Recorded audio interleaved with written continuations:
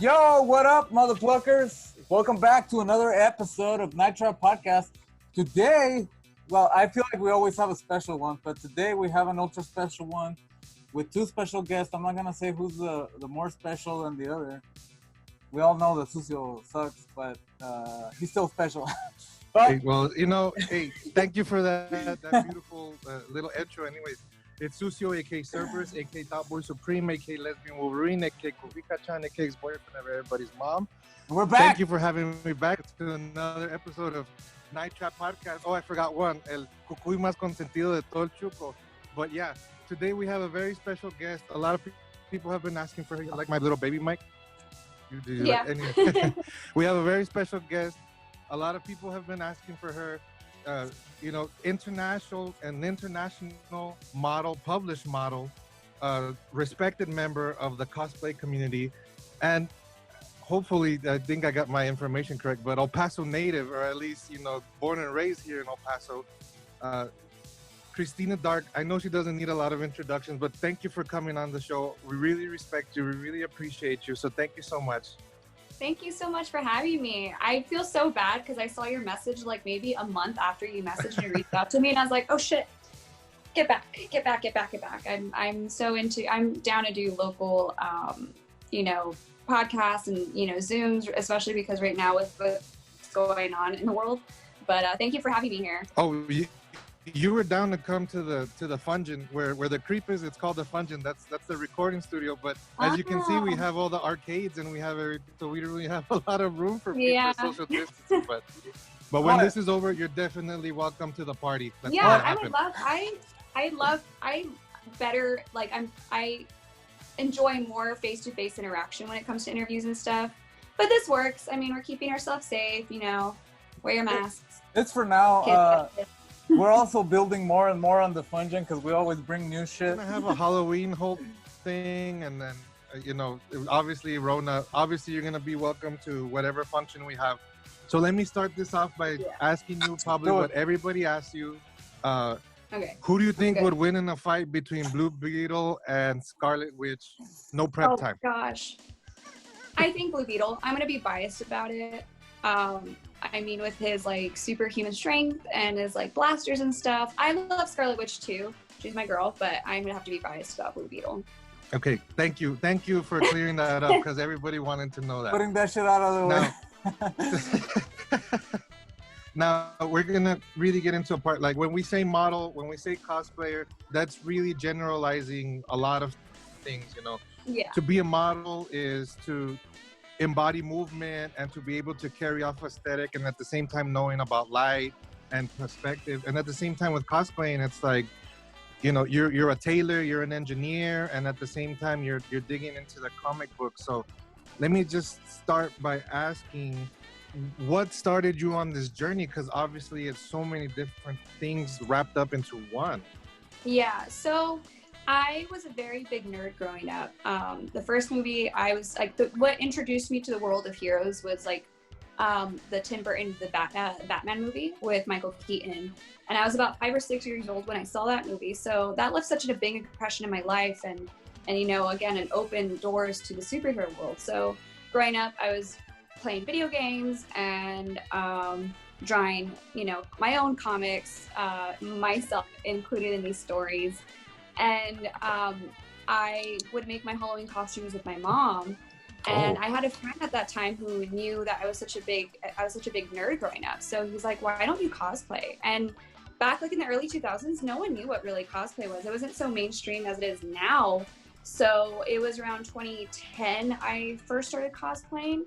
And at that time, I don't know if you guys remember, we didn't have an El Paso Comic Con way back then. So I think our first Comic Con was 2010, 2011. And that was the first time I've been to a con ever and cosplayed ever. And I just fell in love with the world of, sharing your favorite, fandom with other geeks, that you're not the only geek. you know, you don't feel alone, and that there's this whole other world with it. So I just was so immersed with it that I was like, I want to do this every day. And it was cool because it's like, I don't have to wait for Halloween to dress up. Like, I can do this any time of the year. Hell yeah. So that's when I was introduced to it. Oh, I dress like this all the time. I mean, I don't know if you know You this, look but like Kingpin from Spider-Man though, but like a little bit like more like, you know, edgy. Thank you. I was going more for the Leto Joker, but the hair doesn't really help me. I can see that too. You just need to put some face paint on, and you know, maybe have like a cigarette and then The grill. I just need that grill on. Oh, Leto. Okay, I was thinking of Joaquin. Sorry, we have so many. Oh, I wish I was Joaquin. Yeah, I can see that. You just need damage and then the grills, and then you're good. The funny thing too is that I'm in costume right now because I have a video shoot right after this shit, so I had to like put on my like stupid ass boots and shit. It's fucking dumb, but I need to do it. So well, I just had a photo shoot yesterday, so I'm still like in Harley Quinn. Oh, you just came. That's that permanent makeup. Oh wow.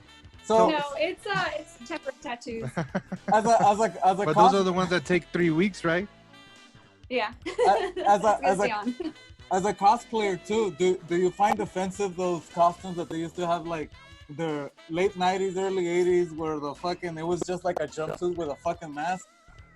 Because I used to love them. No,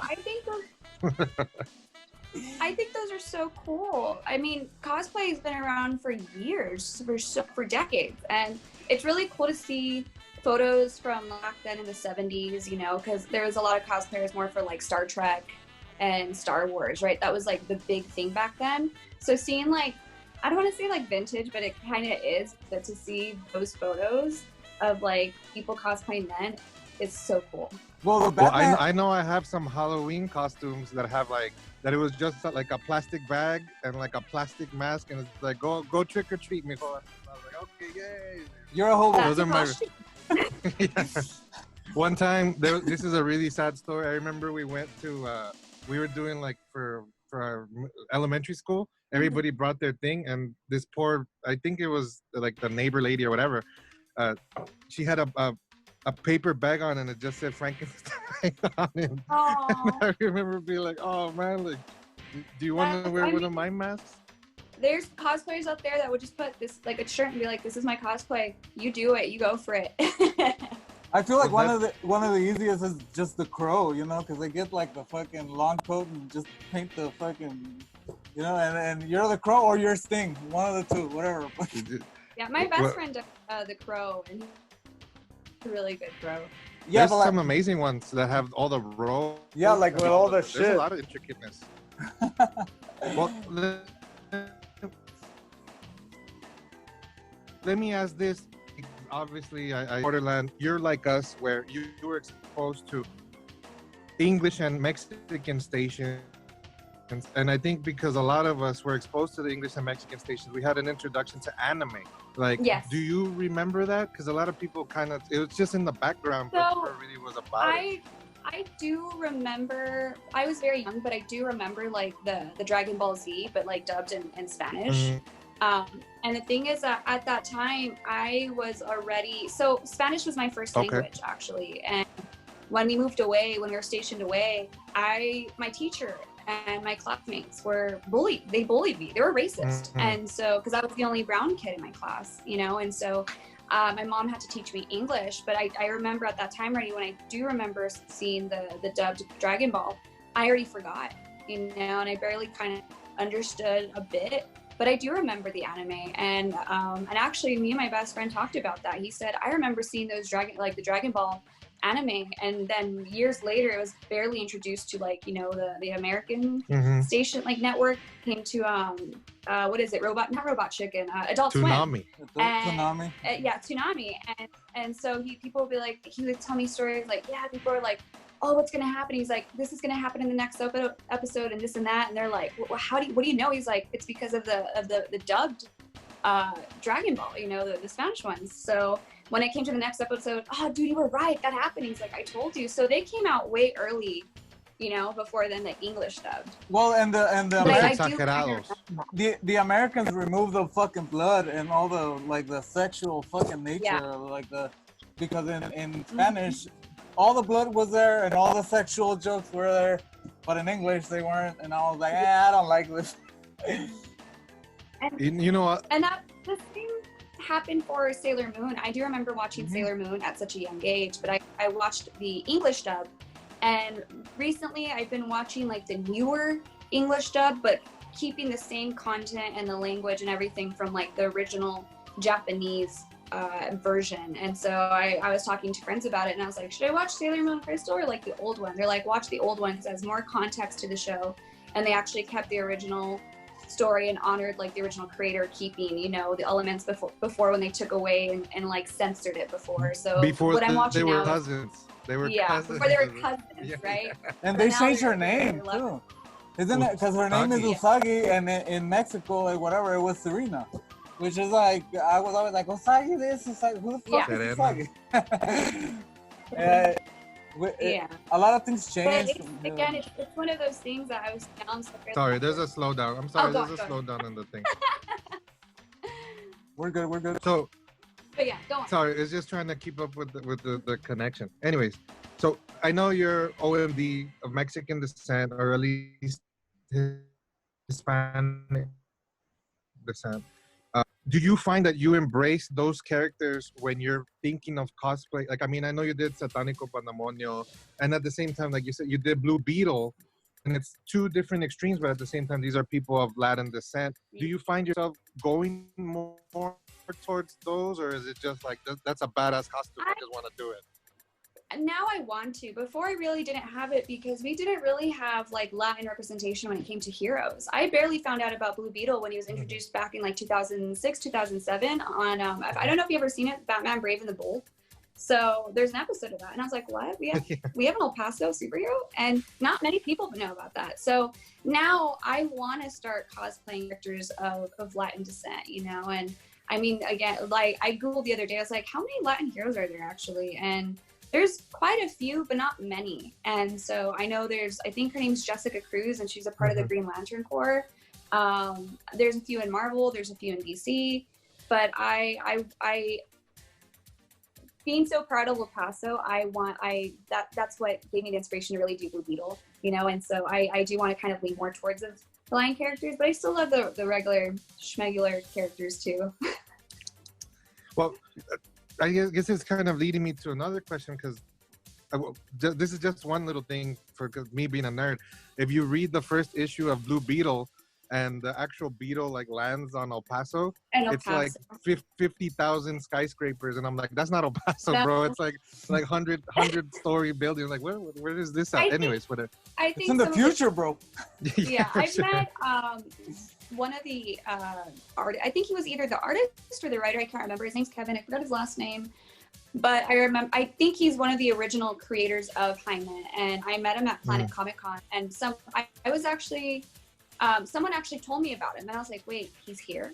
And I was actually in Blue Beetle that day, and so it's a huge convention, so I'm like running around, trying to find his table, trying to look at the pamphlet of like not the thousands, but like so many vendors, right? And so then when I found him, I brought him a Blue Beetle print for him to sign for me to keep. Because it was my last one, so I was like, I can give it to him and he can maybe trash it, or this is for me to keep, right? So I don't think you'd trash it, but I remembered he was like, oh my god, and he was very impressed, and I was like, try not to super fangirl, and I said, thank you for creating a character that means so much to me, and especially to my heritage, and not many people know about El Paso. And he was telling me a very sweet story that the reason, like, when it came to the creation, when WB or like, you know, DC Comics was you know, saying, hey, make a character, make him something different, or give us something new. And he was like, you know, we want an ethnic character, someone that's, you know, not white. And so they were like, okay, someone, you know, of Latin descent. And they're like, well, where should we have him? And they're like, well, people a lot of, you know, use New York a lot. So you have like Spider-Man, right? And so many characters there. Or people use a lot of like LA a lot for their, you know, where these heroes are from. And he said, El Paso, what about El Paso? And he's been to El Paso before, so he's like, I just love how small and cultural and welcoming the city was, that I thought this is where he needs to be. And so it was just, I can't remember all by verbatim, but just, it was so sweet. And I was like, thank you so much for bringing someone so important into my city. And so yeah, That's awesome. That's an awesome story. And That they didn't make him into the blue burro or some shit. Cause that yeah, praise to the Lord, yeah. El cocodrilo azul. yeah.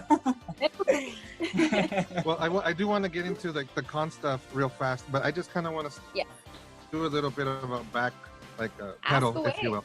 But I know you work athletic fashion shoots. I know you work artistic boudoir shoots, and I know you do, a lot of the fan favorite, a lot of the fandom stuff.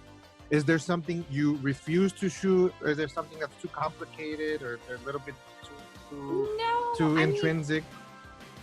I do a lot, and the thing is that I've noticed a lot of people, and there's nothing wrong with this, but I noticed a lot of, I would say, I'm going to say content creators or like artists, because I think I'm a content creator. And so, but I've seen a lot of like cosplayers, content creators, try to separate their cosplay from their modeling. Okay. Or, like keep different pages for what they do, which is like cool. But to me, I thought that was too much. And not only that, I want my page to be everything that I am. Like, if I want you to scroll through my stuff and be like, oh, she models regularly. Oh, but she does this. Oh, and she acts too. Like, I don't want to be a one-trick pony. And so, because I thought about that. I know like people think about like their Instagram feed and keeping the aesthetics of just like all cosplay or all modeling or all photography or all boudoir. And I'm like, I don't want to hide anything about me. And I want con organizers, I want fans, I want people to see that I can do everything. And I'm not a one-trick pony. Well, this is what I remember, maybe just from my friends and people in the community. Your Patreon was really kind of the first Patreons that had behind the scenes stuff. You were building stuff, you had sets. Like you were one of the people where it was like you were almost crowdsourcing or crowdfunding your own costume. And that's why when people told me you should bring her on, I was like, okay, well, I remember her in a positive light and not just, let me just put some shoots up there. How different is the game now? Because obviously cons are out of the question for the next 6 to 8 months, if you will. I know you started off in the beginning of this year, you had Wizard Con, you're going to Houston, you had a lot of things going on, and now it's like, are you focusing more on building, creating content? I'm trying to catch up with you. I haven't been to Houston though. I really want to, but okay, I'm sorry. Yeah, no, you're fine. No, I just wanted to correct you. Wow, hold on. I was like, that was a lot. So like with the pandemic happening, I'm gonna be honest. It's been really hard to keep motivated and inspired, because I've been feeling very like drained out, like what to do. Because I love cons, I love meeting people, and I love meeting new people, and that's how I gain my satisfaction, by interacting with people. And so there was a point that I was like, how am I going to keep my Patreon? I know like a lot of people are now kind of going online, but I was like, how am I going to keep my Patreon like cool and everything? And unfortunately, because of this pandemic, it was really nice that some of my Patreons came to me and was like, hey, this pandemic has been affecting me, so I'm going to have to like step away. But whenever I can come back, I will, to help support, which I think is awesome. But there's like the highs and lows of how my Patreon's been working. I've been doing really good some months and really low. And I'm trying not to think it's my content. I'm just trying to think of what's happening in the world right now. And I'm trying to be understanding of what's going on. And that's actually one thing that I did mention to my Patreons is when this started back in like March. The first thing I said was like, you go focus on yourself first. And I have a roof over my head. Don't worry about me, worry about yourself. And, I'm not gonna beg for money and stuff. And because people have their own lives to, take care of. Well, but go ahead. No, I was just gonna say, as a performer. So it's as a performer too, you could, the same as we were affected, like as a performer, you could like, be there at home and think about new ideas and new things to come, because we're gonna come back, eventually. Yeah, we're for sure gonna come back, but it's like, it's the when, right? And so right now planning is like weird, because it's like, okay, I'm gonna plan from here to then. Will things be okay? So planning right now is hard, and I've been seeing people talk about that, and friends, like planning is just weird right now, because again, we don't know what the timeline is. So I'm trying to get creative. I'm back at home in El Paso right now, And being back with my best friend who helps me with my shoots, she's been helping me keep inspired and motivated. And she's like, bring whatever costumes you want. Let's shoot stuff for your Patreons. Let's shoot some good content. And, let's make it fun. And so she's been helping me keep, on a positive note. But I hope that answered your question, because I'm like, now I feel like I'm just rambling. And I'm like, well, first of all, I like to ramble. And second of all, I threw you like 9 questions at once. So you did a very good job at fielding yeah, that's that. how I was like, wow. But, But are yeah, you I hope working that on something answered it. specifically right now? So right now I have my Blue Beetle 2.0, Oh. and I was actually gonna don that at Fan Expo Dallas this year in March, but because with Rona, and everything, La Rona, he's been on the side kind of collecting dust, and that's when I was just like, maybe in the beginning I was like, maybe this will be like a good time to take a break, right? All last year I was traveling and constantly being at the airport, which is fun but sometimes can be a little tiring.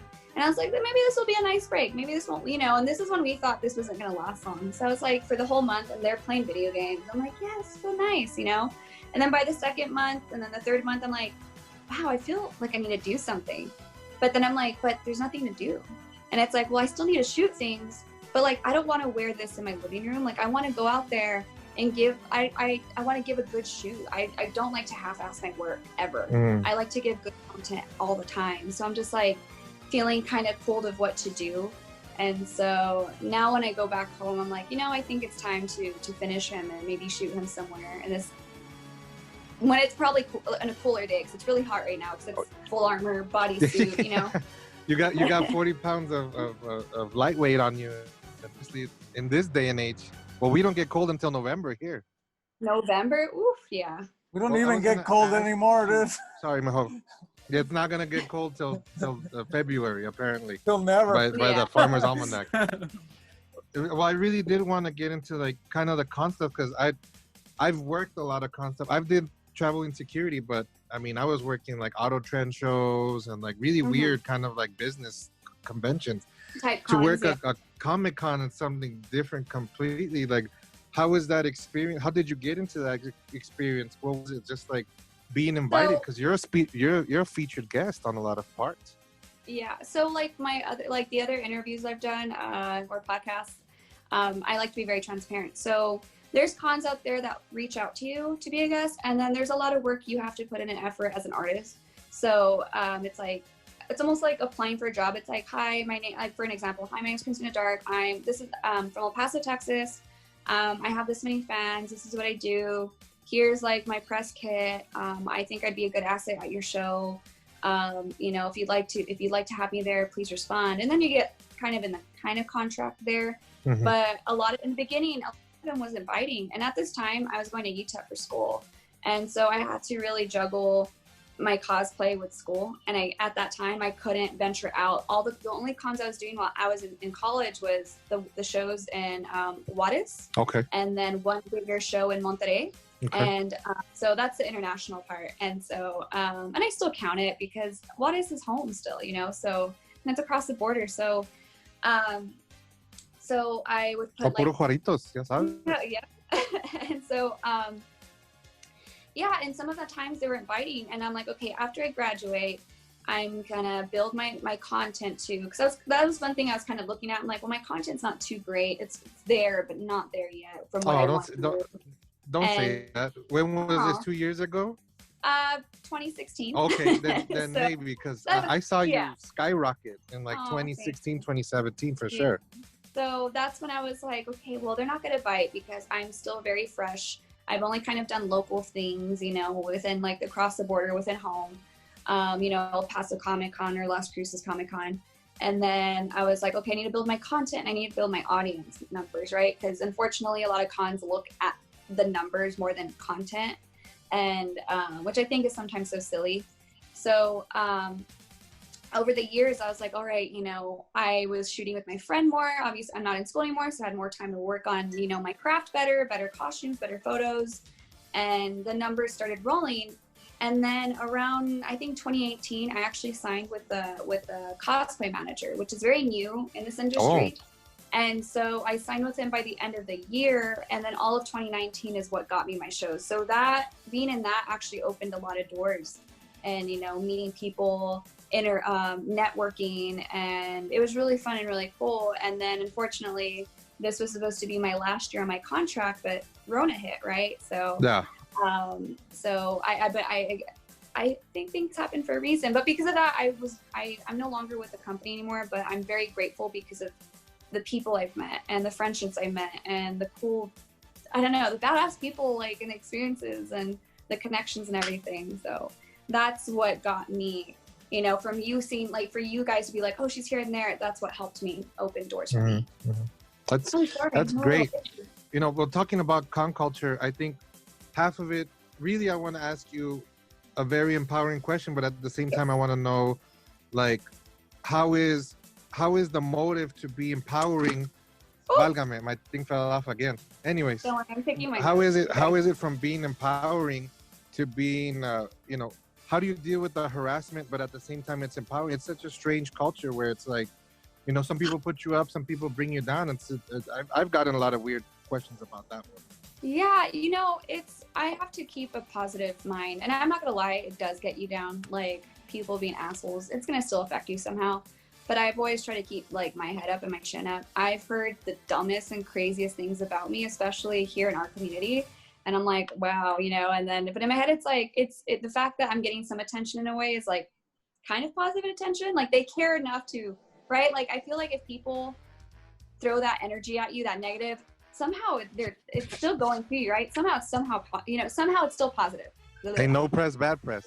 Yeah, exactly. So, gosh, you want to hear? So, I've heard that I've slept with people that I've never slept with before, which is the craziest thing here. I've heard myself called a bitch. I've heard that I've been called an elitist. But that's it. That's actually within our own community.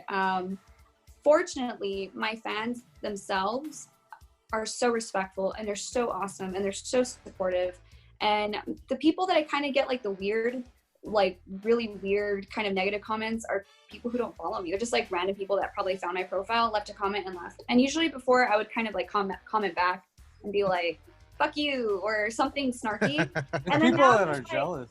Yeah, and they want attention somehow too, right? When they do that, obviously they're projecting their insecurity, and they're projecting something. So now I'm like, I'm not gonna even give you the attention. And so I just block and delete and move on, and I don't sweat about it. And now when, I hear things about myself, I laugh, and I'm like, oh, what is it today, right? So, yeah, I just keep my chin up. I feel like people throw rocks at things that shine, and I'm trying to be me. I'm trying to be positive, and that's it. Because look, the moment I post this video, we're gonna have a dislike, because apparently we have some hater out there that it happens.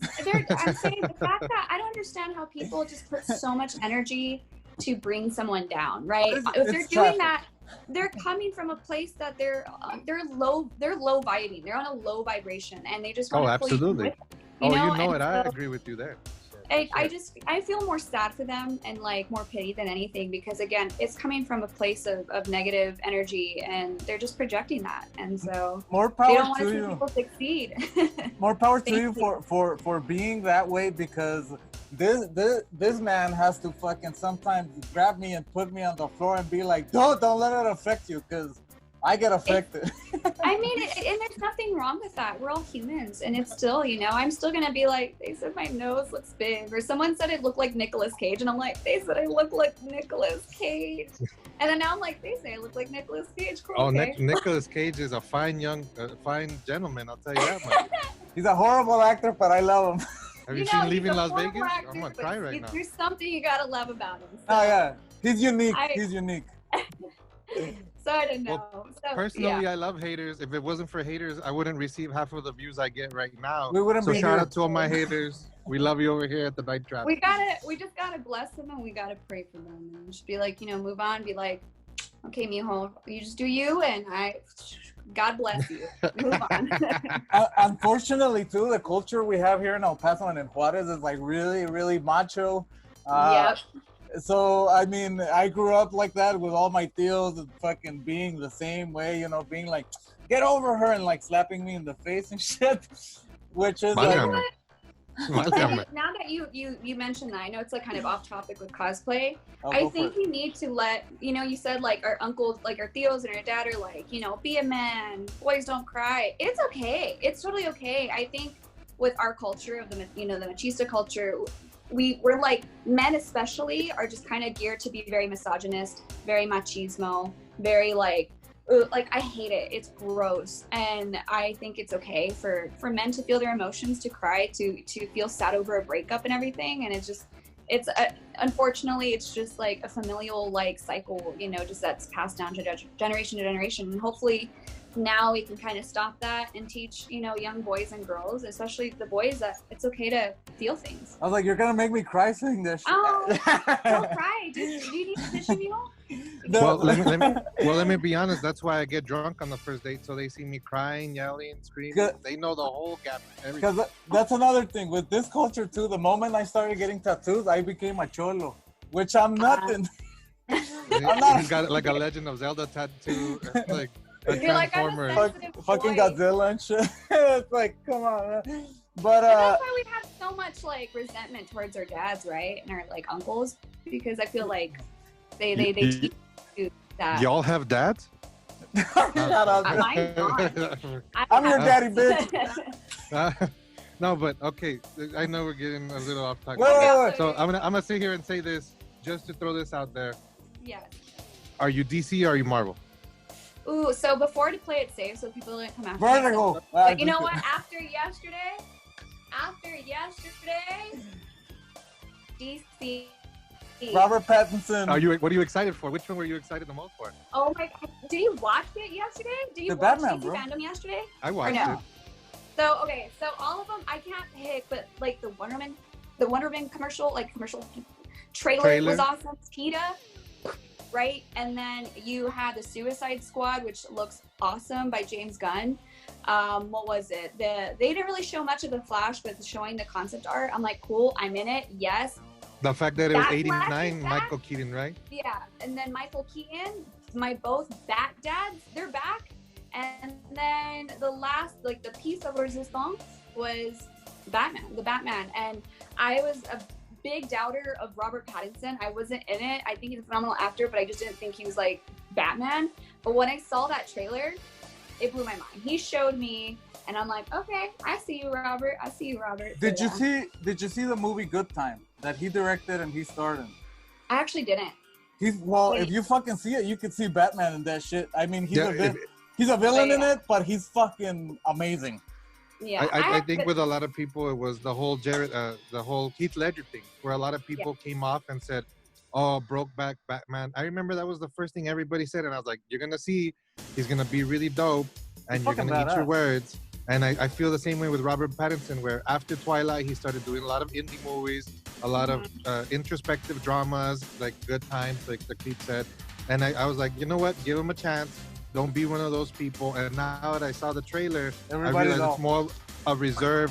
It's a year 2 Batman. Yeah. And I don't know about you, but I think they're doing the longest Halloween, which is a famous series. Yeah. So that's what Matt Reeves was talking about. That it is going to be year 2 Batman. He's very new at this. For the panel, Matt Reeves was talking about how it's year 2 Batman. He's just very newly introduced as being the Batman, and like the villains we're going to see in the movie are not quite the villains just yet. It's pre them, and so I'm really excited. I know a lot of people were very skeptical and like what this movie's about, but it's going to be a very detective kind of French movie. I think it's for sure going to be centered around the Riddler, but you do have Catwoman, you do have the Penguin, and Catwoman. I'm interested in that Penguin thing because I think Colin Farrell is like, every time Colin Farrell is something, either the movie's gonna really suck or it's gonna really be good. Like Seven Psychopaths is amazing. Yeah. But then, In Bruges is amazing, bro. Amazing. Which one? Yeah. So I'm really excited. So when I saw the trailer, I'm like, okay, I know where you're going with this, and I'm excited. So can you even hear me? I didn't even have my baby mic in my hands. Sorry. So when you saw these, did anything click and be like, I want to do that? Or is the Wonder Woman costume a bit too much for what you do? So I kind of get, so here in like our city, in our community, I always get the stigma that I just do sexy cosplays. Oh, Christina just does sexy cosplays. She's just a model. She doesn't know anything. Blah, blah, blah, blah, blah. And so that was another reason why I really wanted to first do Blue Beetle and then Wonder Woman. I was working on those projects at the same time to show, to show people like, hey, I can do cool things too, right? And so I asked my best friend and another friend to help me because I didn't know how to do foam armor and I really wanted to work with that. And so my best friend Jesus, who is Iron Ham Cosplay, I don't know if you ever seen him, he's a Batman cosplayer. He does a lot of amazing foam armor, especially a lot of like Batman foam armor from like Batfleck to the Chrome Batman from BVS. You have to see his work if you haven't. So I asked him for help and I told him I want to do Wonder Woman and I want to do Blue Beetle for Paso Comic Con 2018. And so I was like, I just need help. I need to see you. Can you teach me, tips and tricks of how to do this? So, and also was asking another friend who would do badass foam armor back then when she used to cosplay. She's a teacher right now, so it's kind of like, so, and so when I was working on it, I actually got in a car accident at that time. And I was just like, oh my God, El Paso Comic Con is just like a month away. What am I going to do with transportation? What am I going to do with money? I can't do this. So it was so overwhelming. So at that time I had to like pick and choose which one to finish. So I finished Blue Beetle first for El Paso Comic Con 2018. And it was a big hit. And I'm going to be very thankful to my friends who helped me with that cosplay build. And so shout out to Jesus and Nicole and Jude. And Jude's my other friends for Wonder Woman. So, but when I finally finished Wonder Woman 2 years later, I have to also give a shout out to my low battery mode. I don't know if my thing cut out for a second. You're fine. But my friend Jude helped saran wrap me, and I was looking at so many different videos of how other cosplayers came to do the Wonder Woman armor. So again, shout out to my friends for helping me with that too. What do you mean saran wrap? Like they wrapped you so they could put the molding on you? Yeah, like how you use like the plastic to cover food. So that's what I did to cover up my body, and my friend helped me. And then from there, she duct taped me, and I learned that trick from my friend Jesus. And I felt like a little hot potato, like a little steamy little potato in the oven. So, and then from there, she got a Sharpie and she just was drawing the patterns. And then from there, cut it off, and that's how I used my pattern. And so that cosplay, even though I started working like in the fall of 2017 for both Blue Beetle and Wonder Woman, I didn't finish Blue Beetle till like April 2018, and I didn't finish Wonder Woman till like 2019. A typical build is like 6 months, you would say, for something because it's very I would detailed. say maybe sooner. It depends on your schedule too. So like there's people who can do it in a day. My friend Jesus just did a Wonder Woman armor plate for his friend for her birthday in one day. And for me, it just depends on my schedule. So depending, I'm traveling a lot or feeling, motivated to do something. But Wonder Woman was for sure on the back burner. I would work on her and I'd put her away, and I'd work on her and put her away, because there's times I would see amazing cosplayers who look so good as her, and I'm like, oh, I don't think I'll look good. Maybe I don't know, I'll put her away, or I'll feel the drive to work on her again, or something happened. But I know that car accident really brought me down for a few months, because I was so mad for the kid who hit me. So stay off your phone, guys. Well, we're thankful that you bounced back. I'll tell you what, I know that this year was going to be really big for you. We know next year is going to be really big for you just because of what you had planned this year.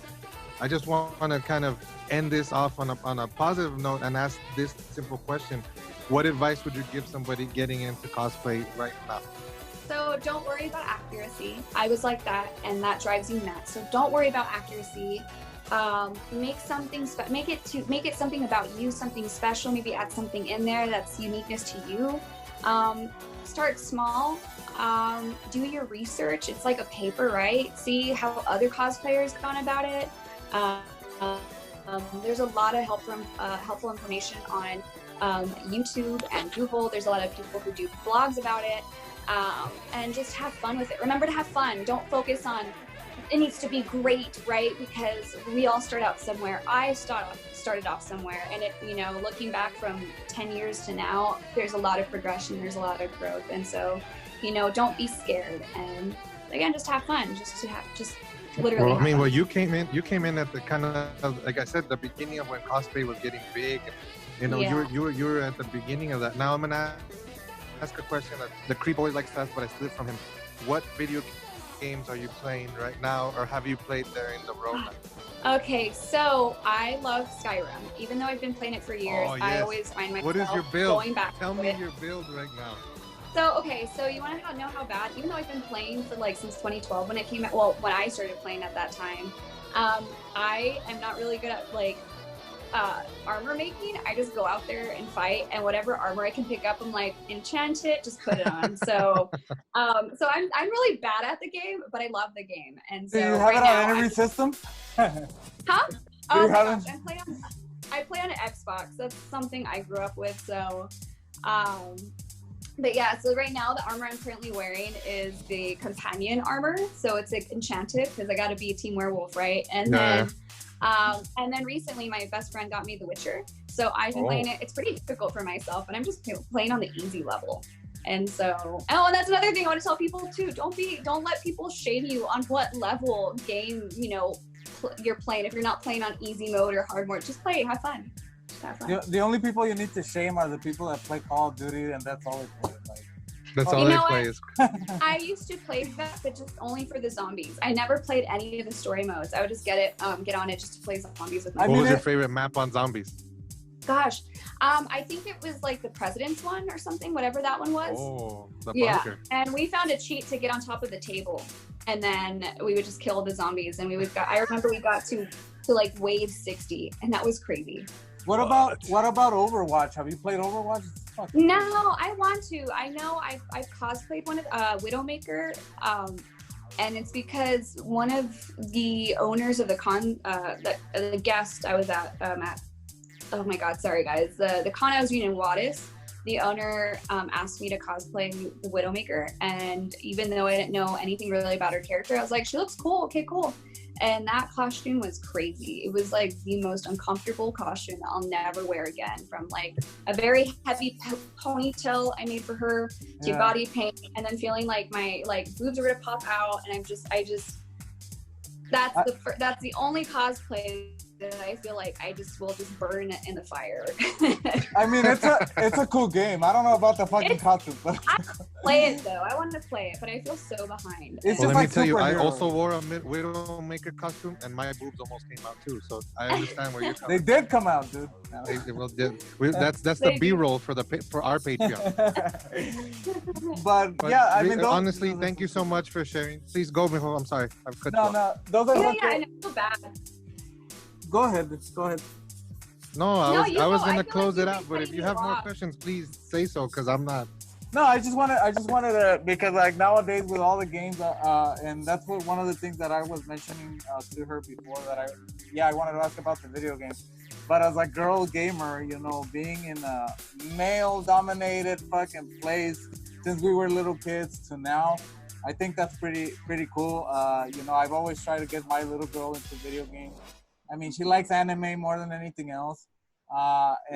And I think you're a pretty good role model for little girls like that, especially. I just came up right now. I'm rewatching fucking Supercampeones, which is the soccer anime, and it's fucking terrible. But my nostalgia has me there, so it's like I love it, and I want my little girl to see these things, and she's the one that points out, all these things are male. Where are the girls? And I'm just like, yeah, I understand. So it's pretty cool that you're doing this, Yeah, I have a lot. Thank you. Sorry, I interrupted you, but I have a lot of friends who, are gamers, and they do it professionally. They do Twitch and stuff, and they've always complained about that. It's always like the male audience is like, oh, girl gamer, or like, oh, do you know what you're playing? Like, till this day, women still get the backlash. And even for being a geek and just knowing, enjoying superheroes and comics, it's like, what issue did Batman beat the Riddler? I don't know. I've been questioned or given like random pop quizzes at cons from like strangers, or like, quick, It's like they don't believe you that you really enjoy these things, and I'm just like, go away. We don't need that, I don't need to be pop quizzed on the characters and the things that I enjoy, from video games to comics. No, you only have to like what you like, and nobody else should fucking question you for it. Yeah. Because we all like different shit, and Yeah. as much as I might know more than other people might know more than me. So I think it's dumb when like people, you know, try to do that, especially at cons. But I do find it really encouraging though when you're at a con and people are not like that and are encouraging you to be like, hey, like you're awesome, you're here, you know, like wow, a girl is here, you know, like it's it's the other side of the coin, you know. So I think it's pretty cool. Well, I'll tell you this about the female gamer thing.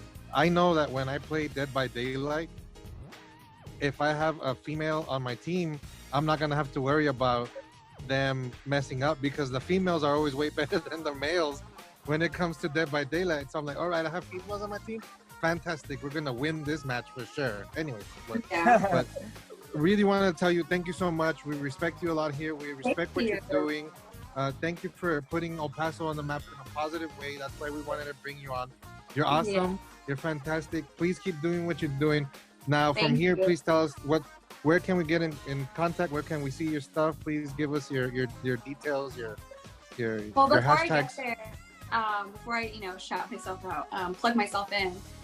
You mentioning that, I want to say thank you, because since going to these cons, and even though I recently moved to Dallas, I still like to represent El Paso wherever I go. So I always make sure to wear an El Paso t-shirt every time I'm at a con, to let people know where I'm from, and we're on the map, and that someone from El Paso is making it. And so and also it's really cool because I get to meet fans who know something about El Paso, or they always tell me Chico's Tacos, and I'm like that. So I'm very, very thankful for that. So thank you. So now to plug myself in, so you guys can find me on Instagram at Christina Dark Cosplay, Facebook at Christina Dark Cosplay, and if you want to see me rant and shitpost on Twitter, it's Christina Dark too. Because unfortunately someone took Christina Dark. How dare they? That account is inactive. Like, it's been there since 2011. I check almost every day to see if it's gone so I can claim the name, but it's like someone stole the name, so I won't have it. People do that shit. No. But yeah, that's why my questions, let me know. I'm feel free to answer. Or this is maybe the end. So we try to give it a 45 minutes so it doesn't feel like people have like 3-hour podcasts, and I'm like, what am I watching? So depending on if it's very interesting, you probably can like listen to the whole thing or watch it. Yeah, but I rather maybe next time have you here with both of us here, maybe have even the gigs or whatever, and we can talk all of that in person. We can fucking grab some props, whatever you need to do. And I think that'd be better.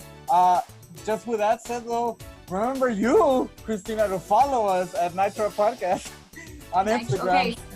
Okay. I'm following the EP Culture Beat, but I don't know which, unfortunately, I'm really sorry. I don't know. I'm on like 3 different podcasts. I'm very sorry. Like what? Okay. This is more focused on everything's focused on something different. So that's my fault. I'm very sorry. Okay. I don't know which is like your main page, so I'm like, I think this is it. I'm not trying to put you on the spot. I'm just saying like. No. Please call me out. Kind of throwing it out there too, like. Everybody follow us at Nitro Podcast. It's our sign off. Everyone follow this. So I'm Nitro Podcast on Facebook, on Instagram, on fucking YouTube, of course, which is our main channel. Go follow Christina Dark everywhere. We're gonna put all the links. We're gonna put everything, in the description below. And go follow I love Sucio and his 1,100,000 podcasts that he has. I love him here though, so I keep bringing him back. But I represent to the fullest over here, baby. I only bring the real people on this one. I don't bring them easy sauces. I bring the real head. Thank you so much, Christina. I really appreciate you coming on. We really appreciate you doing the thing. Stay sweet, don't change. Have a great summer. Keep in touch. Night Trap Podcast. We love you guys. Love El Paso. Sign us out, mijo, please. Thank you guys for watching. Thank you, Christina. We love you. Thank you, guys. And thank you for representing women the way you are. Okay, so thank you. See you later. Bye.